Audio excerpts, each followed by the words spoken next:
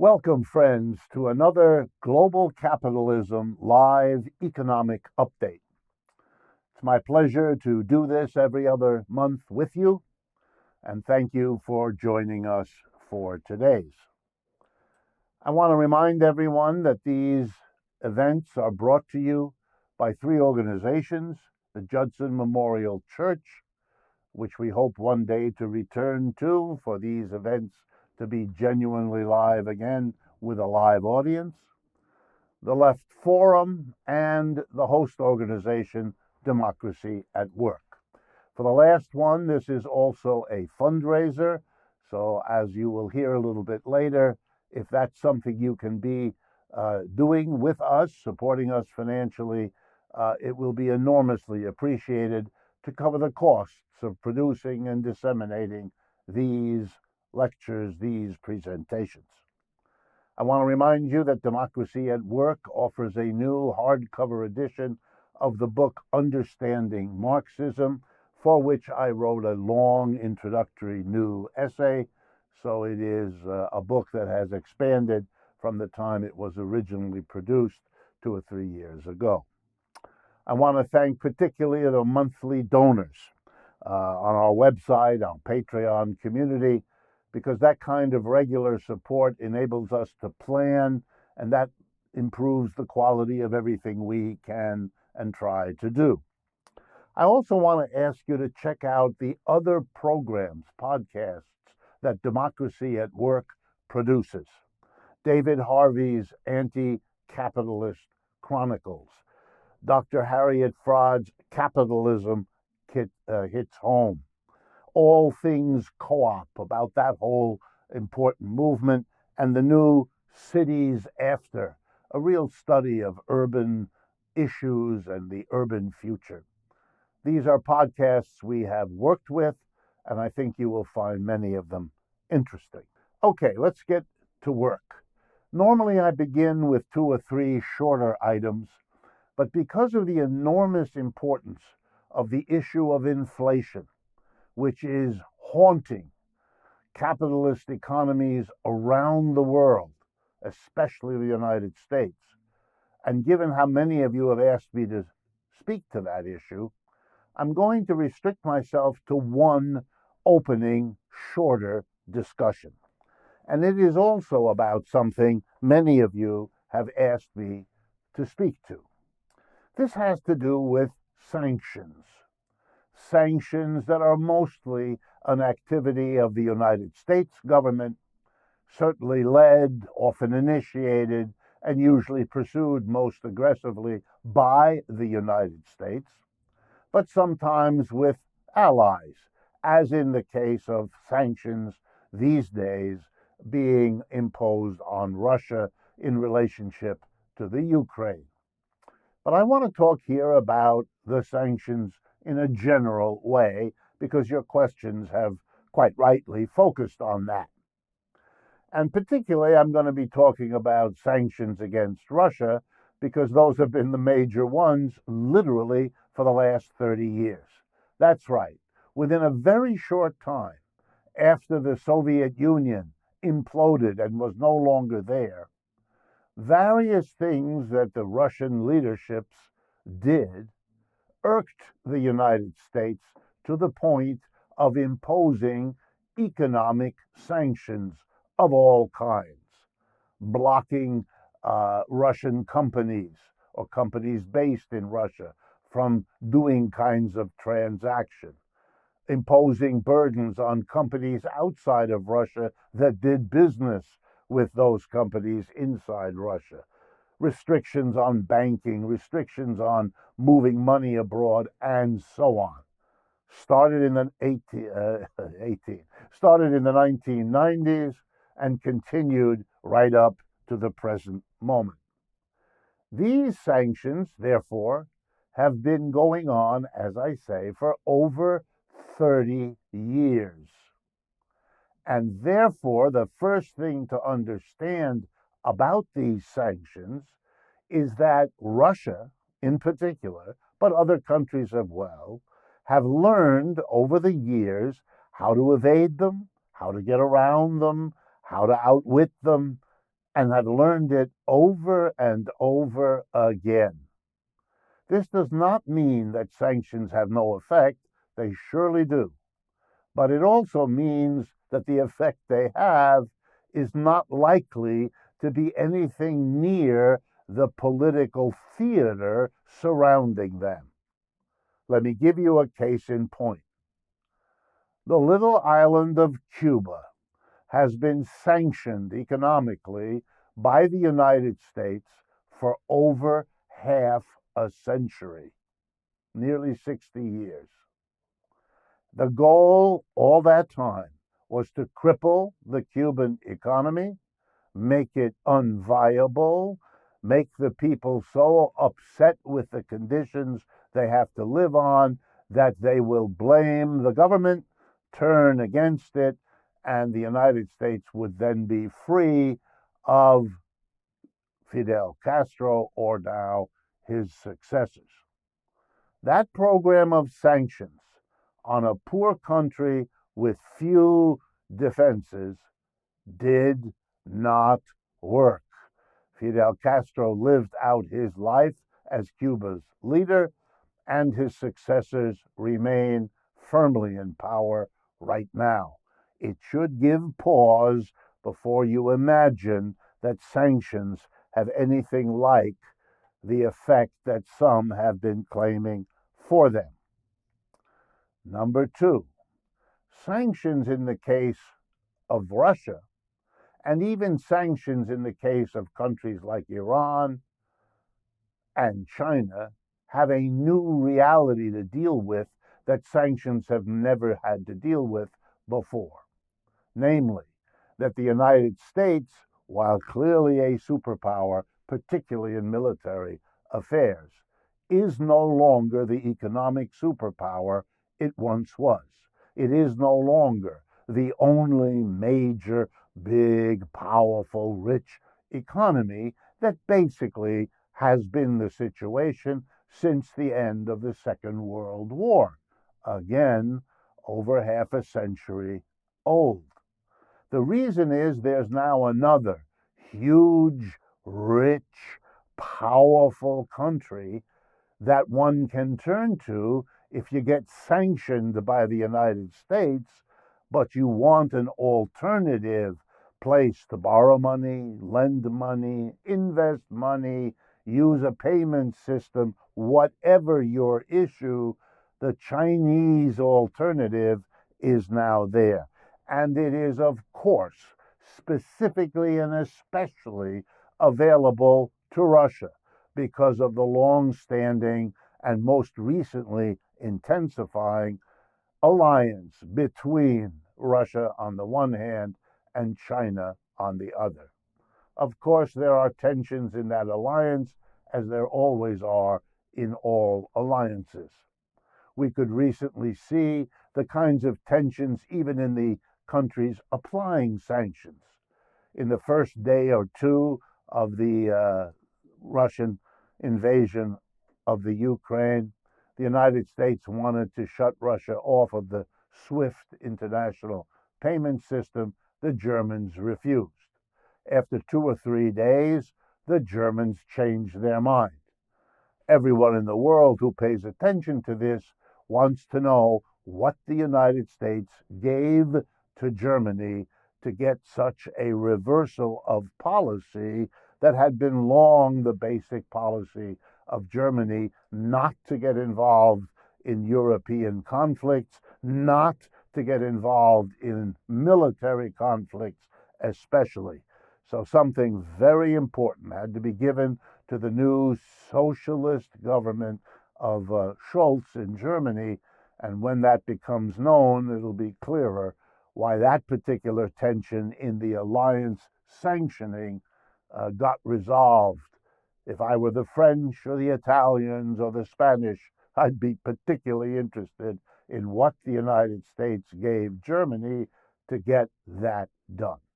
Bottom line, the economics of sanctions suggest that mostly what they do is solidify mass support in other countries for their leaders.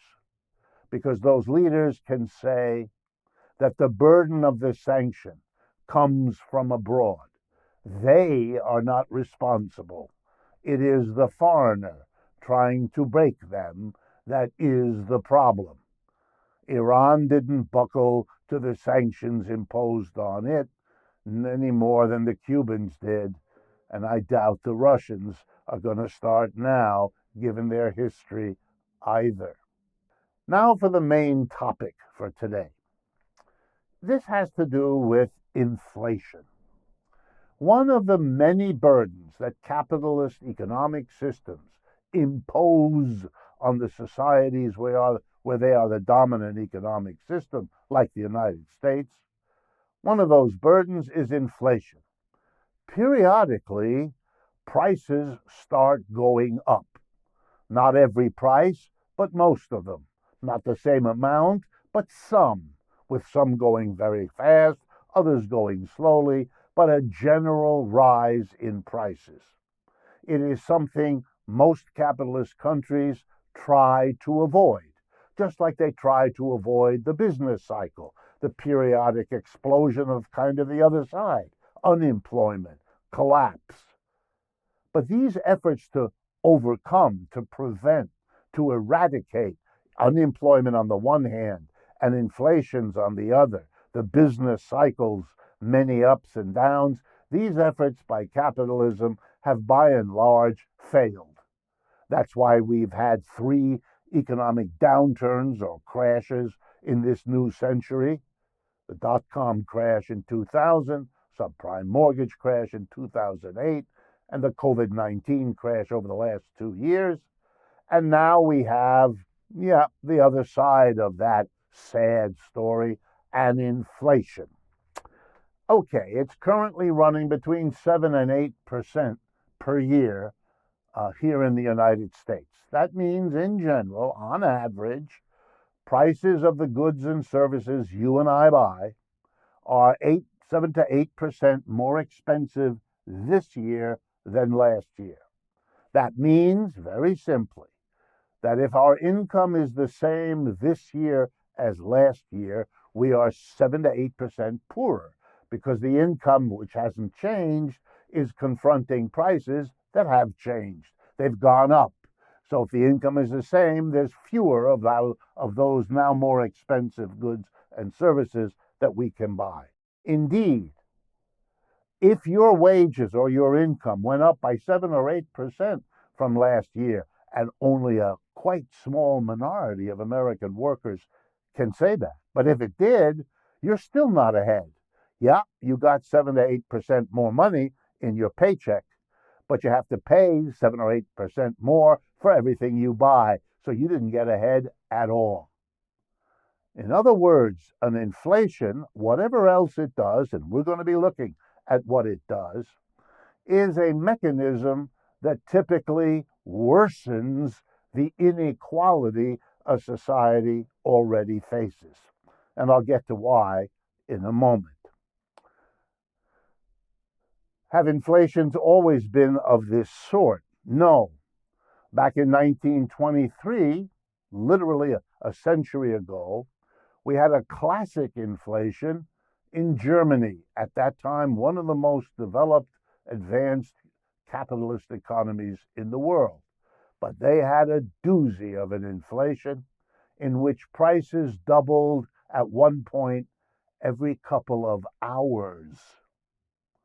So that's, of course, much worse of an inflation than the one we have now. And when you have that kind of inflation, it really does a number on the population, which is one of the reasons why many countries, and especially Germany, have been hysterically anxiety-ridden about inflation ever since. For the 50 years before that 1922 inflation in Germany, every German family had been exemplary in its frugality. It had saved money. It had put aside, even if it didn't earn much, it had put aside money, proud of its thrift.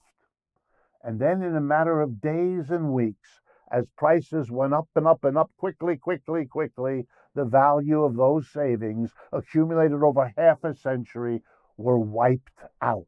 You'd been saving for 50 years, and the total that you had saved would now afford you 1/4 pound of butter. It was a trauma for the German people, the middle classes and the working classes that had saved so desperately, denied themselves all kinds of goods and services in order to save, were suddenly wiped out. The saves meaningless. In their fury, in their upset, in their desperation, it wasn't all that surprising that when they were then hit 5-6 years later by the Great Depression, 1929, it was too much. The inflation, and then a few years later, the Depression, a 1-2 punch that made the German people give power to Adolf Hitler, who promised, by some magic, to get them out of this disaster. Only it turned out he made it even worse. Inflations are very dangerous defects of capitalist systems. Okay. Let's make another comparison, just so you understand. Is there inflation in China right now? In other words, is it unique to the United States, or is it everywhere? There is a rise of prices in China right now. The last month's statistics indicate that on an annual basis, prices are rising in China now at 0.9%. So let me be clear. Over the last year, as prices in the United States rose 8%, prices in China rose less than 1%. And I will come back and talk to you about the consequences of so enormous a difference. And in many other countries, you will find in general right now, most of them are midway between the Chinese and the American. Few are as well controlled as the Chinese, and a few are as out of control with their prices as the United States. Okay, if I've established, and if you already know from your own visits to the supermarket, to the stores where you buy goods and services, when you already know about the inflation and you've already probably figured out what it's doing to you, let me ask and answer some questions that you should have already known the answer to. But given the quality of economics education in the United States, and I'm part of the profession that teaches this subject, we have done a very poor job. So I need to explain it. And I think you need, all of you, to understand what is happening to all of us as we go through this inflation. Who determines the prices? In other words, who's in a position to raise the price? Now, most of you know that you're not. In other words, it's an interesting question. Who is raising the prices as we live in an inflation? And the answer is employers. The people who run the businesses of the United States, the CEOs in corporations, the owners, the top bosses of middle and small enterprises, the partners, if you're a law firm or whatever it is, it's the tiny minority of our people who determine prices. It is not the government. It is not the employees. For those of you that have been employees, that's most of you, you probably have noticed that among your job responsibilities, determining the prices of what you help to produce is not among them. You are not allowed to do that. You are excluded. So who sets the prices? Employers. And what percentage are employers of the American people? 1%, if that. In other words, an inflation is a set of decisions made by 1% of the people, the richest, the top owners, operators of our businesses, and it is a fact we have to live with for the other 99%. Don't please forget that reality. Next question. Why do employers raise prices? Perfectly reasonable question, which I'm going to answer, and the answer is as important as anything else I have to share with you today. Employers raise prices for the same reason that employers do pretty much everything else they do. In other words, a decision about setting prices is designed to make money. If you take a course at a business school, if you get your MBA degree from a business school, you will have sat through countless classes in which you have learned things that can be summarized with the phrase, profit is our bottom line, or profit is the goal, or charge as much as the market will bear, or profits is what it's all about. You don't have to take my word for it. That's what the people who make the decisions about prices tell you. They set prices to make money.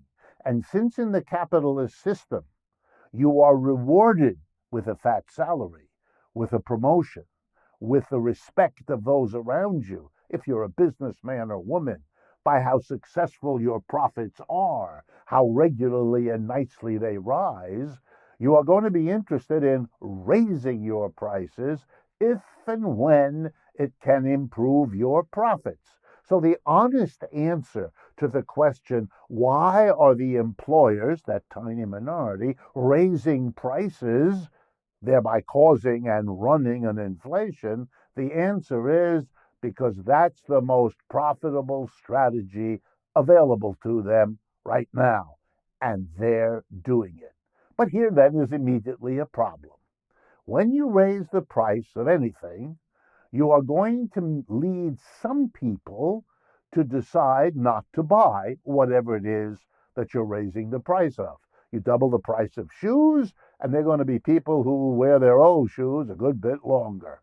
So every time a company raises its price, that is, that tiny minority decides to raise the price, they watch very carefully, hoping that only a small number of people decide not to buy. And they hope that the number who decide not to buy is much smaller than the extra revenue they're going to get because all those other people continue to buy and pay the higher price. And they're concerned enough that they go to work because they don't want their customers to get angry at them. Because try to understand with me, if you haven't already, that when the price of something you buy, a box of cereal for your breakfast, for example, when the price goes up, you're getting the same box of cereal you got last week, last month, last year, before the price went up, but you're now giving more of your money for that box. That means you get the same amount of cereal you used to get, but you give up more money. And from the point of view of the employer, who's clapping his or her hands, they're giving you the same box of cereal, but they're getting more money out of your pocket. In other words, an inflation moves wealth from the buyer to the seller. That's what it's for. And they know you might be angry about that. You might decide that you are being, here we go, ripped off. You might be even more angry if there was an honest explanation saying to you, we just raised the price of the shoes, of the blouse, of the hamburger, of the box of cereal, because we want to make more profits in this company. That might make you upset because you'd be confronted with that reality. It's bad for you to pay more, and it's good for them to get you to do it. So the capitalist class, when there's an inflation, becomes very loud about scapegoating somebody else. You see, that's helpful to them. They want us to believe that they didn't raise their prices to make more profits or to protect the profits they already were earning. No. They only did it because they were, get ready, get your handkerchief, forced to do it. And let me give you some examples. Here's the very popular one. We wouldn't have raised the price, we employers, but we had to. Really? Why? Well, the workers were getting or demanding more wages. So we had to raise our prices to cover the higher wages. And we wouldn't have done it if it hadn't been those awful working people who demanded more. This is almost always a lie. It would be a lie right now, and the way to explain that is very simple. Prices are rising in this country by 7 to 8%. Average wages are rising around 5.25%. So obviously, even if there is some grain of truth to the notion that you're paying higher wages, you're jacking up your prices well beyond all of that. So let's be honest. Moreover, workers have a hard time getting higher wages. They usually use the argument, our prices are going up, please give us more, but they have a clear problem. The employer may decide not to agree to that, and then what do? In the private sector of our country, less than 7% of workers are in unions, so they can't strike. The vast majority have no union. Those who do have a union have another problem. Most unions have a contract with the employer that covers wages for 2 to 3 years. You can't raise them in that period, so even if prices are going up, you have to wait for the contract to expire 1, 2, 3 years from now before you can even ask. And it's not at all clear that you will get. So blaming the workers, that's a cheap shot, cheap out, most of the time, very minimally relevant. Here's another one that's really popular these days. There have been disruptions in the supply chain. All right, let me translate that into English. Somehow, goods are not getting through, and so they're scarce, you see. And if we all want them, but they're scarcer than they used to be, those who have some of these scarce items to sell can and will jack up the price. But we shouldn't be angry at them, you see. They're just taking advantage of some disruption in the supply chain. Calling it a disruption in the supply chain is cute. It is a way of focusing people's attention on something else. We can be reminded that there was a big freighter stuck in the Suez Canal a few months ago, and we saw the funny pictures, and maybe that has something to do with it. Well, my answer is, let's not be naive. Every businessman and woman knows that if you can restrict the supply, that then becomes a way to force up the price. All the people who want whatever you're restricting the supply of will compete with one another, bidding up the price to get whatever is scarce. You can pretend that all the scarcity is a force of nature. It just happened. I don't know how it would happen. It's just a disrupted supply chain. But that naivete is really silly. We have a supply chain disruption because it's profitable for the sellers of goods to use scarcity to jack up their profits by raising their prices. And then there's the one I like the most. I call it the Libertarian Ploy. Libertarians are very, very, very useful to capitalism because they blame all of its problems on the government. This is wonderful. It allows a business to kick its workers, and the workers get angry, not at the business that kicks them, but at the government. It allows a bank to throw you out of your home because you haven't covered your mortgage, and you get angry at the politicians, not the bank that evicted you, not the corporation that fired you. It's remarkable. And true enough, the libertarians come through. And why do we have an inflation? They want us to believe. The answer, the government. And not just the government anywhere, but the government that runs the money system, the Federal Reserve, our central bank. And so they love to tell stories about how the central bank has been pumping money into the economy, which is true, and that money is now enabling prices to go up. That's true too, but it doesn't face a simple fact. The Federal Reserve has been pumping massive amounts of money into the American economy every year since the year 2000. That's 22 years.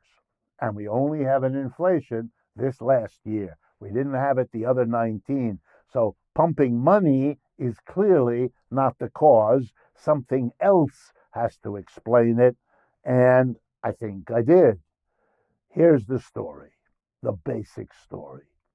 Corporations see now the need, and in some cases, the desperate need to jack up their profits.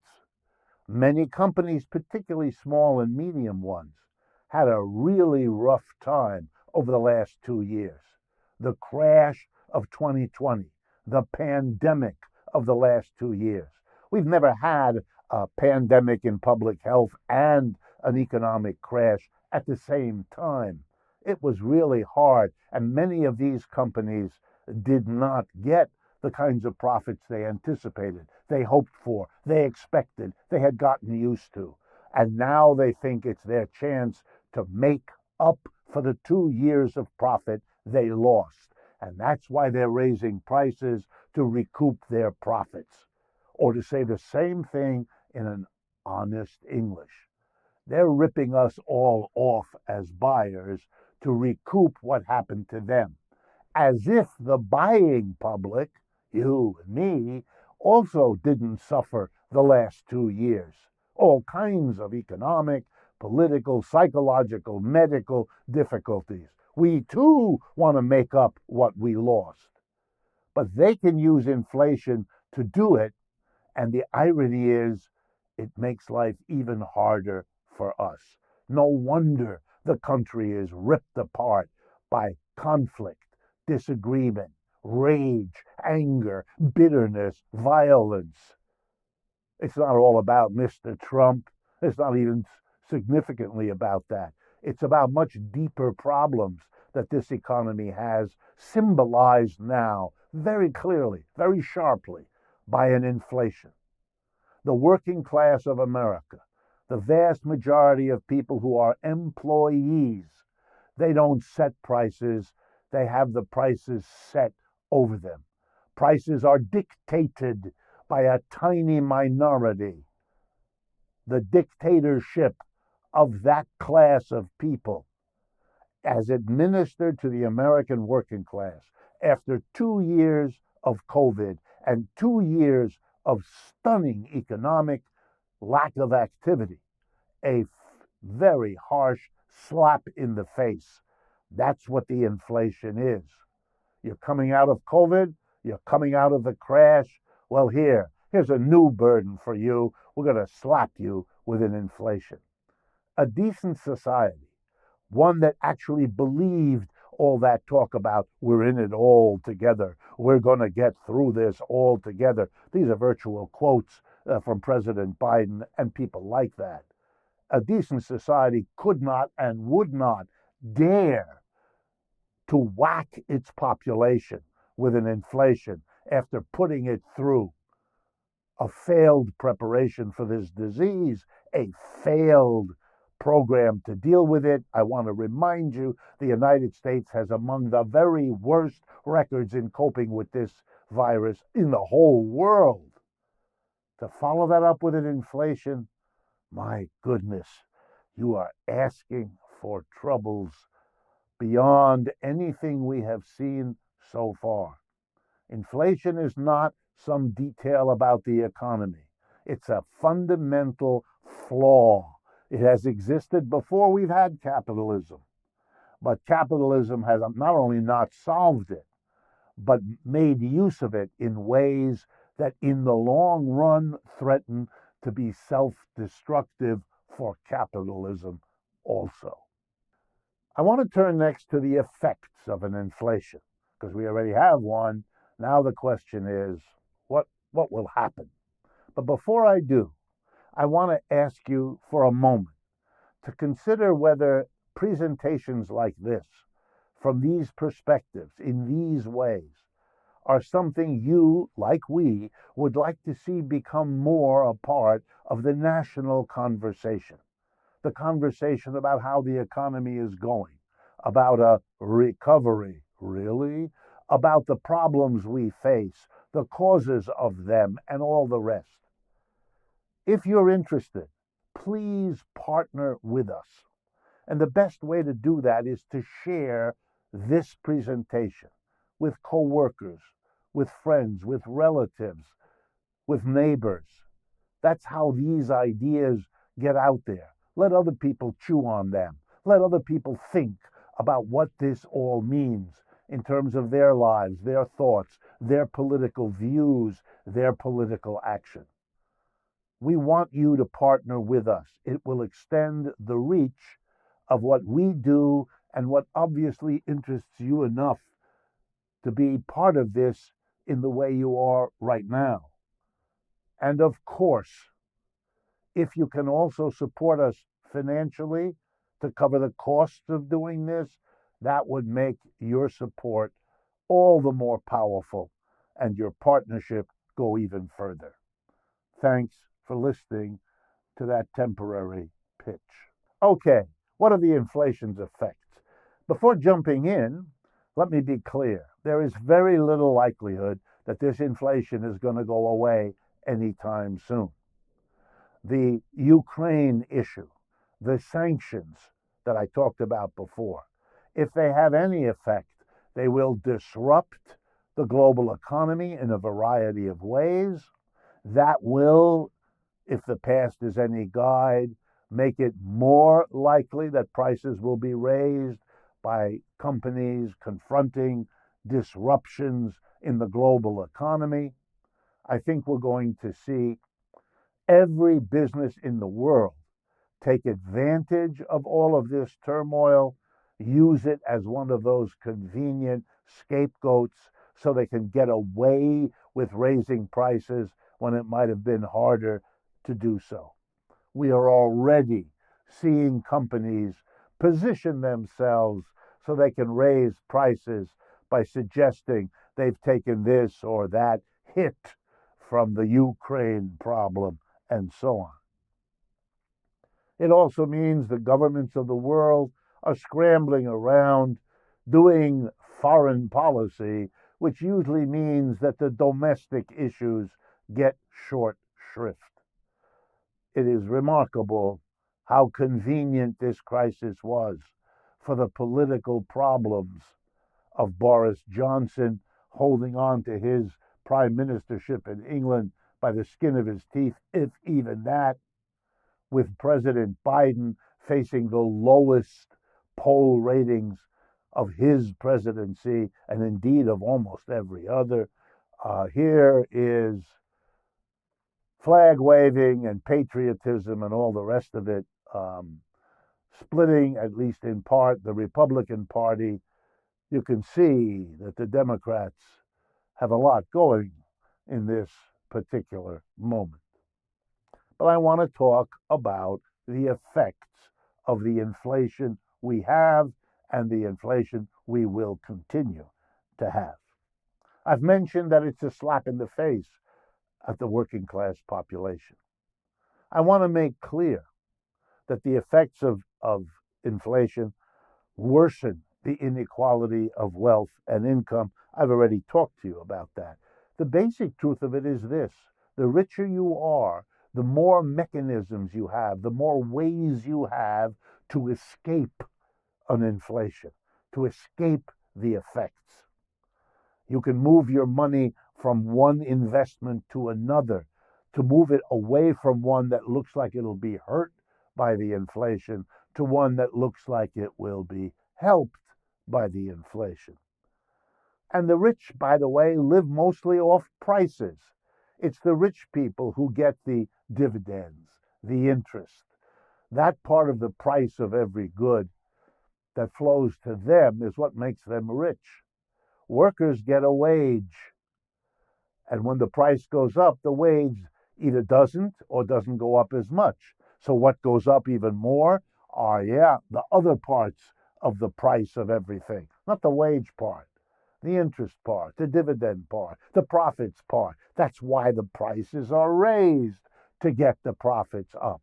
So the people who get the profits, from the big salaries of the CEO to the dividends paid to the shareholders to the interest paid to the bondholders, they are the one who may get pieces of the inflation into their hands. The working class, no. And the United States, which was already suffering from the extraordinary inequality it has fostered in this country, will now see the inflation making it even worse. And if you thought that the inequality was a goad to the political problems we have, and most of you know that, well, then we're going to make our own problems worse by allowing an inflation to unfold. And I will have something to say about stopping the inflation in a few minutes. Okay. People that are really hurt by an inflation are those who cannot compensate for it by raising their income. Workers can at least try, maybe in a couple of years when their contract expires. Maybe now by doing something like walking away from a job, which millions are doing, like building a union. And I just recently read that Starbucks not only has to have a union in its New York State stores up around Buffalo, but in Mesa, Arizona, another group of Starbucks workers has now voted to form a union. Yeah, of course, these workers, when they take militant action, can begin to take the steps. It'll take a while to have the union, to have it be strong, so it can force from the employer some improvement of wages, so they're not simply smacked by higher prices. But then there are people who can't do that. Think of the millions of retired people.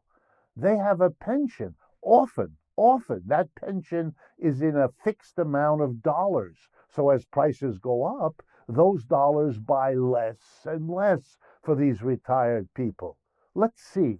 People who've given a lifetime of work are now on a pension that gives them $800 a month or whatever it is, and now they're going to be able to buy 8% less than they were a year ago on that pension. There are millions like that. Our population has more older people than it's had in a long time. Then there's the people on the minimum wage. Can you believe it? We have a minimum federal wage in the United States of $7.25 an hour. It's been $7.25 an hour since the year 2009. That's right.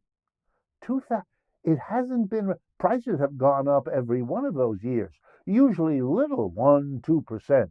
But now they're going up at 7 to 8%. But there's no movement to raise the minimum wage. There's nothing happening. You are savaging people at the low end of the scale. They were already living paycheck to paycheck. Tens of millions. And now the paycheck goes 8% less than it did before. What possible justification is there? But I'm not done. Here's some more effects of inflation I want you to think about. And remember now the difference between inflation here in the United States right now, 7, 8%, and inflation in the People's Republic of China right now, less than 1%. That means goods made in the United States are going up in price by that inflation rate. They go up just like everybody else's prices do. That means the exports of the United States are going to be more expensive for people abroad. They have to pay the higher prices being charged. And you know what? Many of them won't. And you know where they'll go instead? They'll buy competing, Chinese goods, because they're only going up 1%, whereas the American goods, on average, are going up 7 to 8%. That means all over the world, including here in the United States, people will be switching from the rising price of American goods to the much less quickly rising prices of Chinese goods and goods from many other parts of the world. That's bad for jobs here. If people don't buy American exports, Americans don't have jobs producing those exports. Inflation is a job killer. And then there's another remarkable thing. As prices here make American goods produced here too expensive, as I just explained, it creates another incentive for employers to leave the United States.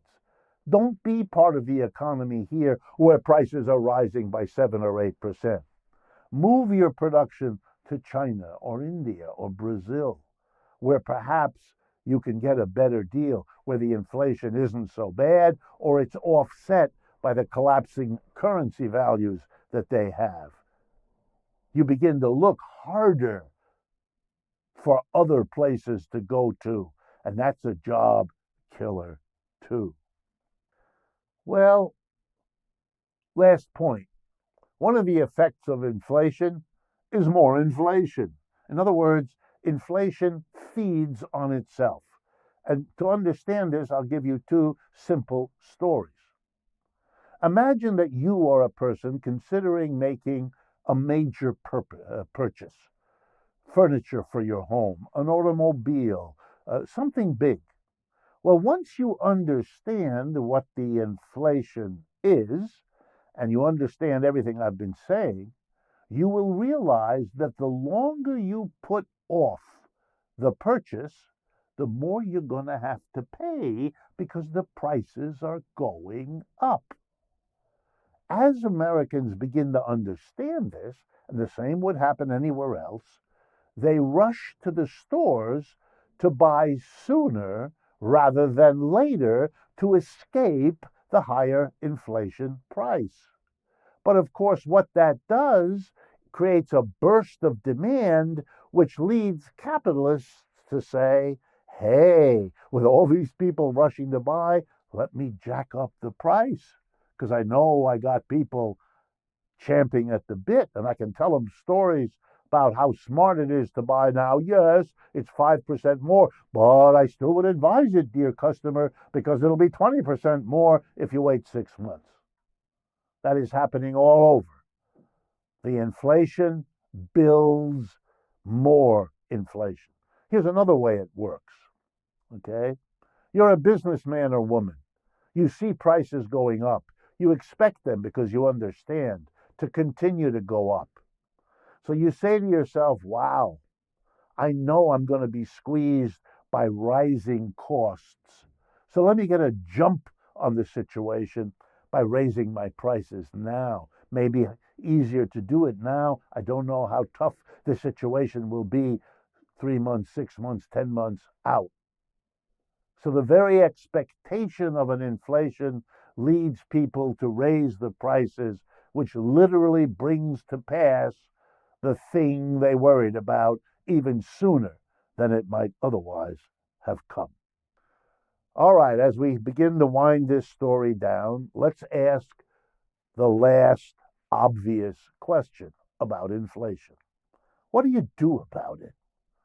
Since it has happened over and over again, since capitalist economies are beset by the defects they have that impose inflations on us from time to time, like the business cycle, like the boom-bust crisis sequence over and over again. What can you do? Well, the standard response, which is all we have seen to this moment here in the United States, is to get the central bank, what we here call the Federal Reserve, to get the central bank to cut back on the money in circulation and to raise interest rates. And indeed, the Federal Reserve has announced that it is doing both of those things and plans to do a good bit more of it across this year, 2022. Now, what's the idea here? The idea is simple. It's whether or not the idea is realistic that's the issue. Here's the simple idea. If you pull money out of the economy, and that's what the Federal Reserve can do, reduce the amount of money, it means there's less money available to buy the higher priced goods. And the hope is that the employer class, the ones who set prices, won't be so quick to raise their prices because they will be aware that there's less and less money out there around to pay the higher prices. That's the hope. And raising interest rates, same simple idea. If it's more expensive to borrow money, the idea is many business people will borrow less and spend less. And that's a signal to producers, don't raise up the price because people are already in a mood of spending less. And if you raise the price, they may not spend on you. That's the idea. It's a very gentle approach to induce the 1% who set prices not to raise them as much as they did before. But here are the problems, as always. First problem, and I could tell you many, but I'm going to tell you just a couple to give you the idea. The first problem is the stock market. Many of you have asked how the stock market figures in all of this. Well, here we go. Over the last 20 years, the Federal Reserve pumped huge amounts of money into our economy and lowered interest rates to zero and sometimes below zero. Historically unprecedented moves in peacetime. Why?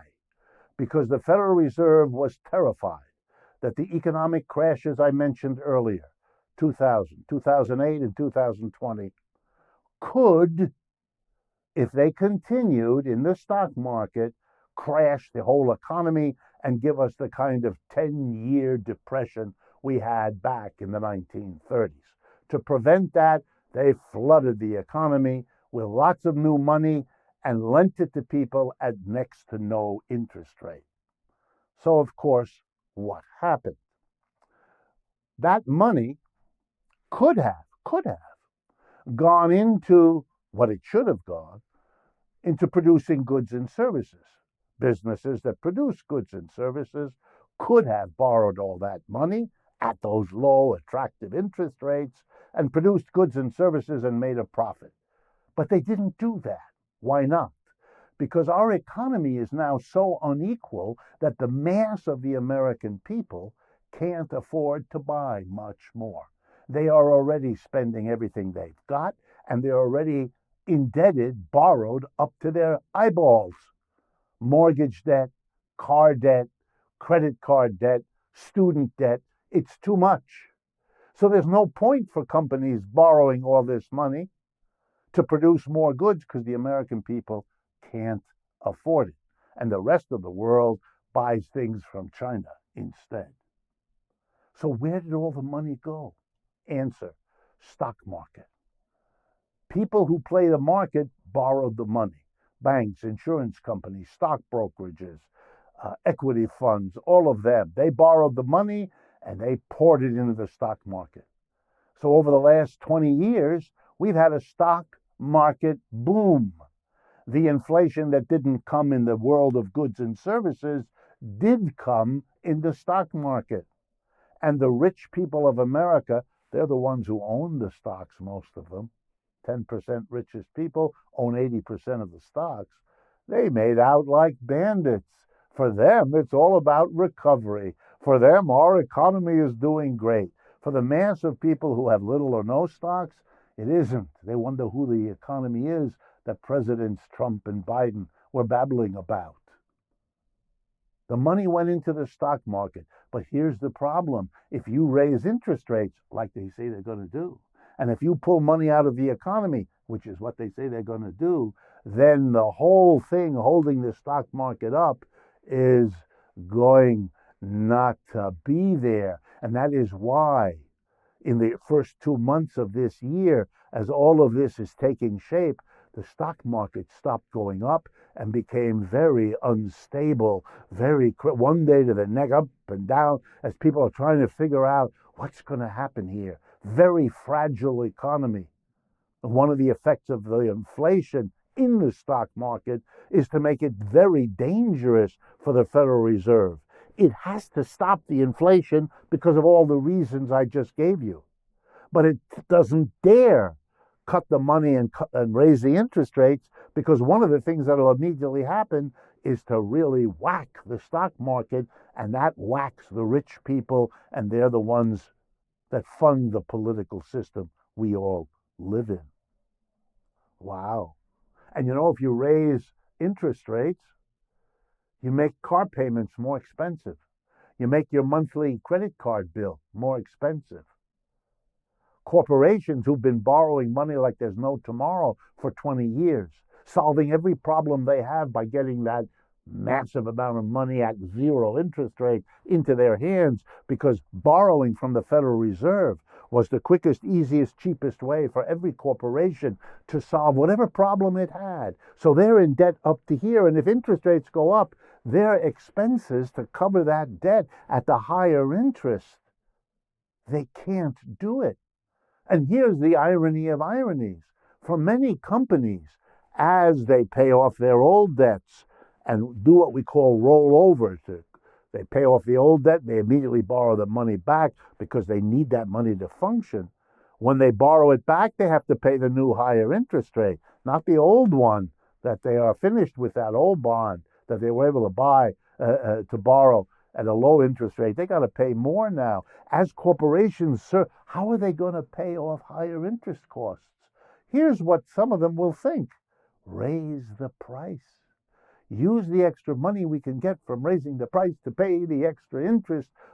In other words, the effort to stop the inflation by raising interest rates will have the perverse opposite effect of raising the inflation it was meant to stop. The inflation also had other effects. Senator Manchin from West Virginia was able to defeat the Build Back Better program of Mr. Biden by making the argument, if the government borrows tons of money to pay for the Build Back Better, then that's going to add spending to the economy.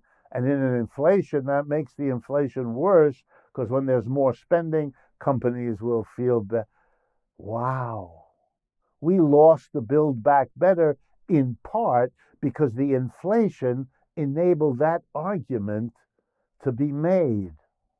How interesting. And of course, if interest rates go up, people won't be able to afford buying a home. It's already priced out of the range of millions of young people in America. You know what this situation is, and this is a very important point for me to get across. This is a situation in which capitalism has come to a dead end, or to be more precise, to two dead ends. It can go this way or that way. But if it continues with the inflation, well, I've tried to lay out for you the enormous dangers that lurk there. But if it tries to stop the inflation with conventional monetary policy, wow, that leads to all the problems I just talked to. It's a dead end. It's damned if it does, it's damned if it doesn't. It will be in trouble if it goes one way, it'll be in trouble if it goes the other. Is there then nothing you can do? Not at all. I'm now not going to tell you something we might do. I'm going to tell you about a moment in American history when this country was confronted with an inflation even worse than the one we're in now, and it did something that stopped the inflation. It's August 15th, 1971. The President of the United States is a conservative Republican named Richard Nixon. He goes on radio and television on the 15th, and he says to the American people, we have a terrible inflation. Prices are going up in those days, as I say, faster than what we have now, a good bit faster. We have to do something, and I'm going to do it. And he declared what was then called, still called that, a wage price freeze. He said, as of tomorrow morning, it will be illegal for anyone, any employer capitalist, to raise a price or any union or worker to demand a higher wage. We're freezing it. He says, if you're a business or a worker who raises a price or a wage as of tomorrow at 8 o'clock, we will come and arrest you and put you in jail for violating this executive order. Rising prices stopped on a dime. Don't tell me there isn't a solution. Of course there is. There was then. You don't have to guess about it. By the way, other countries have done this too.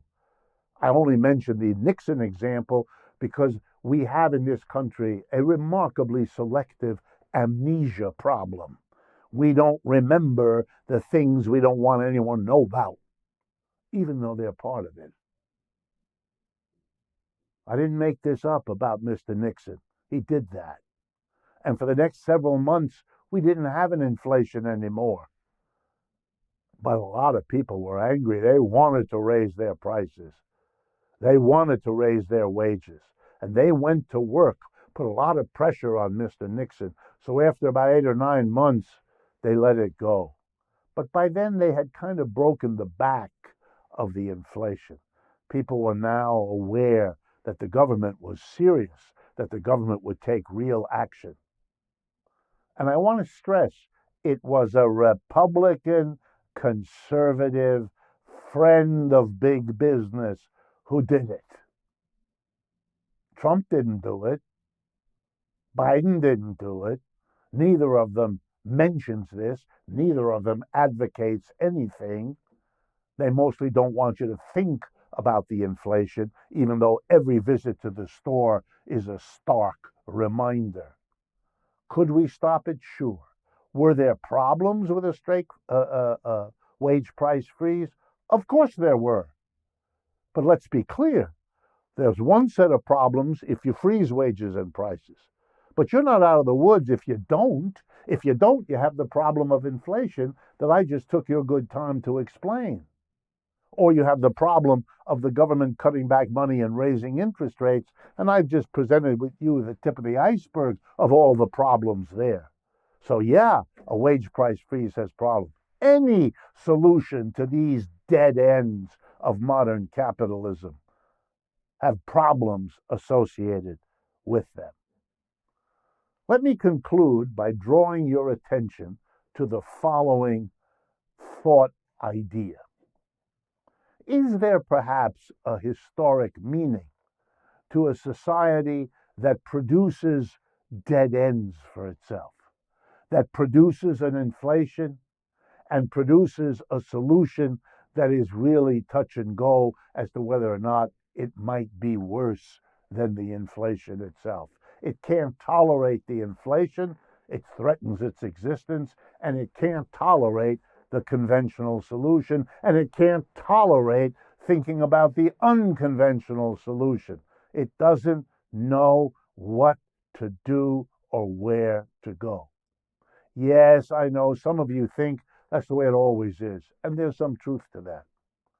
But I do want to submit to you for your thought, your consideration, that we have come to points in the capitalist economic system, especially here in the West, North America, Western Europe, Japan, that literally are policy dead ends. The conditions are unsustainable, the inequality, the crashes, the unpreparedness for the public health, the money policy that kind of spinning out of control. The solution looks as bad as the problem we're desperate to solve. I think these are signs of an empire and an economic system coming, however slowly and however back and forth and hesitant the steps are, coming to an end. I didn't think that before, but it's the only sense I can make out of the accumulation of problems and the accumulation of dead ends when it comes to trying to think about how to get out of them. It then may be no surprise that you need foreign adventures to distract not only others, but you yourself, from the grim prospect of a system going down. Thank you very much for your attention. I do want to remind you, please, if you found this of interest and valuable, share it. Work with us to extend our reach. And for all your support, ideological, political, financial, from all of us at Democracy at Work, thank you. It reinforces our understanding of the important phrase, we can do better than capitalism. Thank you.